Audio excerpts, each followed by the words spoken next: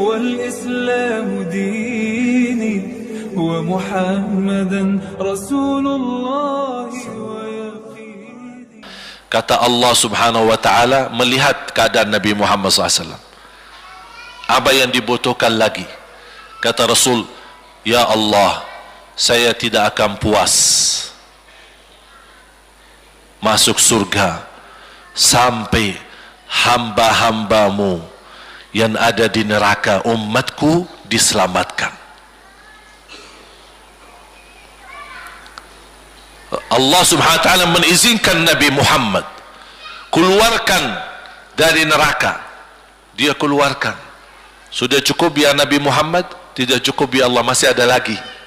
Diambil lagi, dikeluarkan, diambil lagi, dikeluarkan. Artinya dari umat Nabi Muhammad yang masih banyak dosanya, yang masih banyak kelewatannya sama Rasulullah, yang tidak pantas memberi kemuliaan kepada Rasulullah SAW, dapat pula syafaatnya Nabi Muhammad. Yang tidak pernah memberi tanda sayang dan cinta kepada Rasul, dapat rasa sayang dan cinta Nabi Muhammad SAW. Sambil kata malaikat Jibril, demi Allah saya melihat Nabi Muhammad mengambil manusia dari neraka Jahannam, diselamatkan dari siksa dan membawa mereka ke surga. Kata malaikat Jibril, sambil aku kira tidak ada lagi yang tersisa di neraka Jahannam, saking banyaknya yang dikeluarkan oleh Rasul. Itu syafaat Rasul sallallahu alaihi wasallam. Oleh karena itu jamaah sekalian, ini yang saya ceritakan. Saya mohon kalau anda lagi bersalawat, ingat itu semua. Nabi Muhammad bukan Nabi yang biasa. Nabi Muhammad adalah Nabi yang penolong kita nanti di hari kiamat. Seandainya kita masuk neraka Jahannam, masih ada harapan kita dapat syafaat Nabi Muhammad sallallahu.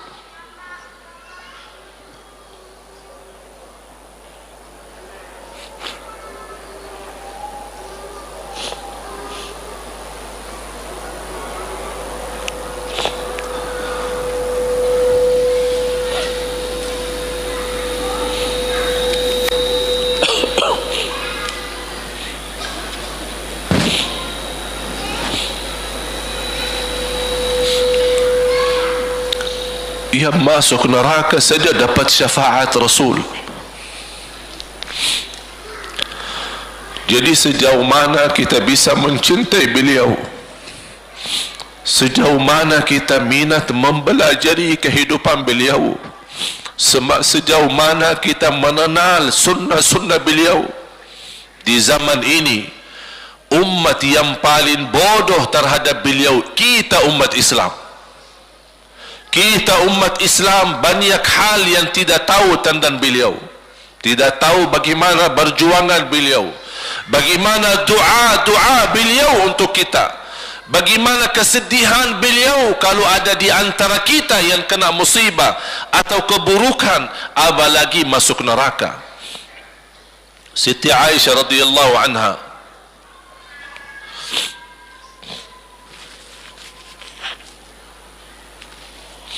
Siti Aisyah radhiyallahu anha pernah minta sama Rasul doa. Ya Rasulullah, tolong doakan saya. Rasul mendoakan, Allahumma ighfir li Aisyah ma taqaddama min dhanbiha wa ma ta'akhkhar, ma qaddamat wa ma akharat, wa ma asarrat wa ma a'lanat. Ya Allah, ampunilah dosa-dosa istriku Aisyah, dosa yang lama, dosa yang baru, dosa yang terang-terangan maupun dosa yang tersembunyi.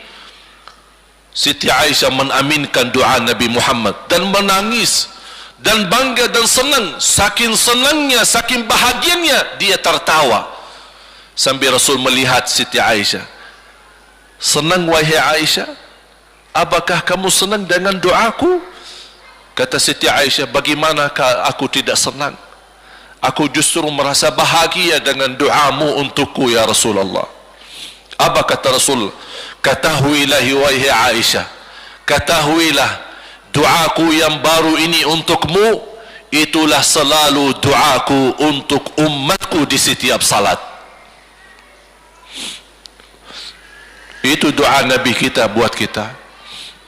Setiap beliau salat mendoakan kita, ya Allah ampuni dosa umatku, dosa yang lama, dosa yang baru, dosa yang sembunyi, dosa yang terang-terangan. Setiap salat itu doa Nabi kita, Nabi Muhammad SAW, untuk kita semua.